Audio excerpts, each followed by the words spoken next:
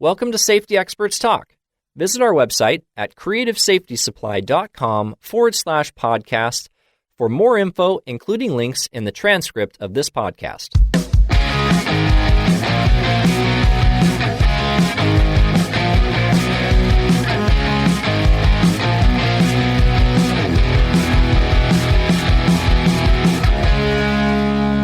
Hello, everybody. This is Antonio Ferraro. On our episode today is our guest Dave Weber. Dave is the founder and owner of Safety Awakenings. He has 40 years of occupational safety and health experience. Dave was appointed assistant professor in the College of Engineering at South Dakota State University. Dave also served as safety inspector and industrial hygienist for OSHA. Dave, thanks for coming on the program with us. How are you doing today? Well, I'm doing great, Tony. Thank you. Dave, you have one of the best safety resources I have found, safetyawakenings.com. Can you tell us how you got started with Safety Awakenings? Well, sure. Great question, Tony. Thank you for the compliments. Originally, I thought of writing a book. Being a former college professor, it seemed to be the format to use. The more I thought about it, the more I realized, I haven't purchased a textbook in a long, long time. And I thought, maybe I'll form a website on occupational safety and health and share my 40 years of experiences that way. The goal of the website was to help smaller companies. Larger companies, they have their own professional safety and health staff. It's the smaller companies and the medium-sized companies that really don't have a professional, qualified in-house safety manager. They also may not have the economic resources to purchase expensive training and compliance programs to minimize accidents and illnesses to their employees. So I thought that a good thing to do might be to establish a website that focuses on high quality, pre-screened, free safety resources that medium and smaller companies can use. And the great thing is, it's free. The free resources that I provide are basically directories to different free downloadable safety resources that I find throughout the world. The United States of America does not have a monopoly on best safety practices. Having worked for OSHA, I realized that the United States OSHA regulations and standards are in fact not always the best when compared to other English-speaking countries like Canada, UK, Australia, New Zealand. I could divide Safety Awakenings and our resources into 4 areas. Number 1, we have daily articles Monday through Friday. You can sign up and we can email them to you. These are timely articles on new standards or new free resources that we found somewhere. Secondly, we have directories. For example, we have one directory that contains links to over 3,000 toolbox safety talks, another one to 600 downloadable safety posters, another to over 3,000 safety signs that you can download and print up yourself. Probably our 2 most popular directories are to over 1,000 free downloadable safety PowerPoints, another one to over 1,000 free downloadable video clips. The third thing that we offer is our weekly features. Right. One of our weekly features is every Wednesday we publish a new, what we call safety photo of the week. We take photos out in actual industries, and then we challenge the viewer to identify unsafe acts. Do you go out and take these photos, or do people send them to you? No, all the photos have been taken by me or my team, and we have quite a backlog of them. That's pretty neat. Our second weekly feature is Safety App of the Week. Every Monday, I publish a new Safety App of the Week for Apple iPhone and Apple iPads and Android. These apps are critically reviewed by our team. Then we also rate them from 1 to 5. And it just saves them a lot of time from having to evaluate themselves the hundreds of apps that are out there. That's excellent. Yeah. Originally, when I set up the website, we did have an interactive blog on there, but I found that really I didn't get a lot of comments. I shut down that feature and set up a separate LinkedIn group. There's a link on our homepage on the lower right to our dedicated LinkedIn group. It's called Free Safety Resources. we've only had this group for about a year and we're over 2,200 members. So feel free to participate there. Okay, great. Now, are there any hidden surprises at the website? Well, yeah, I'd say one thing that is underutilized is our safety search engine. We provide the search engine that we've created. It's a 3-step algorithm. And the third step, we actually help people search master's or PhD dissertations or theses on their particular topic of interest. We tell them how to purchase a copy of that PhD thesis, which is typically a 200 to 300 page document that is the beginning and end all on a particular subject. And you can download those. I think it's like $30, $40 for any thesis that you find. That's pretty neat. Now, Dave, can you tell us how workplace safety has made an impact on your personal or professional life? Okay. My father and my uncle were both seriously hurt in on-the-job accidents. I guess I get a lot of satisfaction from sharing information and resources with other folks so that they can help to prevent other people's fathers and uncles from being hurt on the job. When I first got involved in safety, it was before OSHA. And I kind of grew up with the safety movement. I remember the early days of safety in the 1970s.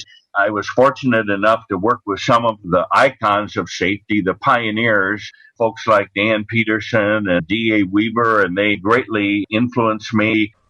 Over these years, I've seen the safety profession grow, and I guess I've had the satisfaction of growing up with it and had the opportunity to get involved in some very original and creative types of activities. That sounds like a great career. What was it like working for OSHA? Well, I worked for the OSHA 7C1 program in the state of South Dakota. That's the OSHA Consultation Division. We received the same training at the OSHA Training Institute in Des Plaines, Illinois, as the enforcement people. We were out there doing inspections and air testing and noise testing at South Dakota employers. It felt like you were really doing some good, because when you're in a sparsely populated state like I was there in South Dakota, many of the employers that I called on had never received a visit from a safety professional before. You really feel good going out and helping somebody who really wasn't very familiar with the OSHA standards. They wanted to do the right thing, but they really needed a lot of help. Through the OSHA 7C1 program, I was able to provide them with free on-site inspections, free on-site air and noise testing, and a whole lot of really good resources from OSHA.gov, the OSHA website. That's great. A lot of businesses have fear when OSHA comes into their building. Yep. They're really fearful or scared of being tagged and penalized. Did you see that with businesses? Not really, because the fines are pretty minuscule that OSHA levies, let's say, compared to a company's work comp premium. The criminal penalties with OSHA are few and far between. For the last number of years across America, I don't think more than 2 or 3 executives with companies per year ended up serving any jail time. Right. It's always been my feeling that employers dwell on the punitive side of OSHA too much. If an employer cares about their people, if an employer is genuinely doing their best to try to provide a safe workplace for their people, they really don't have anything to fear from OSHA. Uh-huh. Now, Dave, tell us why safety is so important to a company's business. Well, I think it's important to a company for 3 reasons. Number one, economics.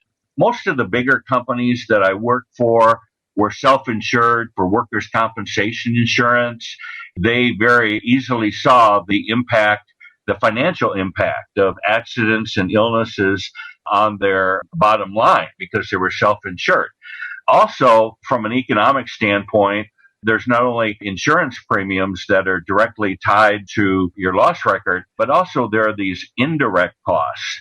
We could spend a whole podcast just talking about the direct and indirect cost of accidents. But what I'd like to do today is to refer the viewers to a couple of really neat resources on OSHA.gov.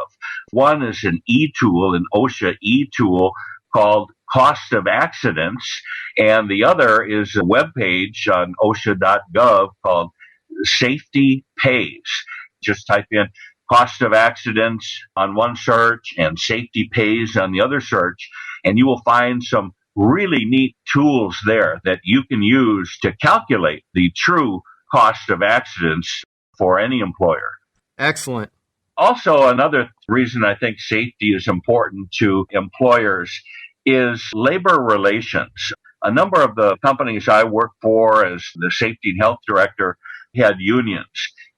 I found employee safety is one of the common grounds that brings together both labor and management. Safety is an area where labor and management can work together, empower employees, get them involved. It actually goes a long way towards improving the trust and the loyalty that employees have. If you have a strong and effective occupational safety and health program, your employees are going to feel better about working there. You're going to get a reputation in your community. Folks are going to want to come and work for you, and they're going to be much more trusting and loyal if you have a good safety and health program. Dave, some companies give awards for a certain number of days of accident-free. Do you think injuries drop when companies give these safety awards? Well, one company I worked with was formed when two similar companies merged. Each company had about 40 locations. We merged, and then the new company had about 80 locations. One of the companies before the merger had all kind of employee safety and health incentive programs and contests, and the other had absolutely none. We actually had folks with master's degree in statistics who did regression analyses of the historical lost data. What we found through this informal study was that safety contests really didn't make any difference. Now, having said that, OSHA has a concern. OSHA doesn't like safety contests because they believe it causes people to underreport injuries. I guess I never found that to be the case. My feeling on safety contests is I disagree with OSHA. I really don't think they drive accidents underground. I don't think they cause underreporting if a contest is set up properly. But on the other hand, through statistical analysis of some really large companies with multi-locations, we really found that spending a whole lot of money, and these companies were spending tens of thousands of dollars a year on safety contests, really you don't get a payback. Wow, amazing. As a safety professional, my recommendation and feeling is if you're going to spend $10,000 or $100,000 on a safety incentive program, you're probably better off investing that money on ventilation, machine guarding, something to actually eliminate the hazards versus some type of a contest that tries to incentivize workers. Okay, great. Well, Dave, you've given us a bunch of great resources, including some free resources. We really appreciate your time. And do you have any final thoughts on workplace safety? Yeah, just one thing. I'd like to challenge every one of the viewers to always try to do the right thing. I realize, having worked in industry, there are many different considerations, many different pressures that are on a safety professional in industry. Politics, policies, regulations. Sometimes it becomes a little cloudy as to what's the right thing to do, what decision should I make. Always try to remember that worker safety trumps everything else. Worker safety trumps policies, politics, regulations.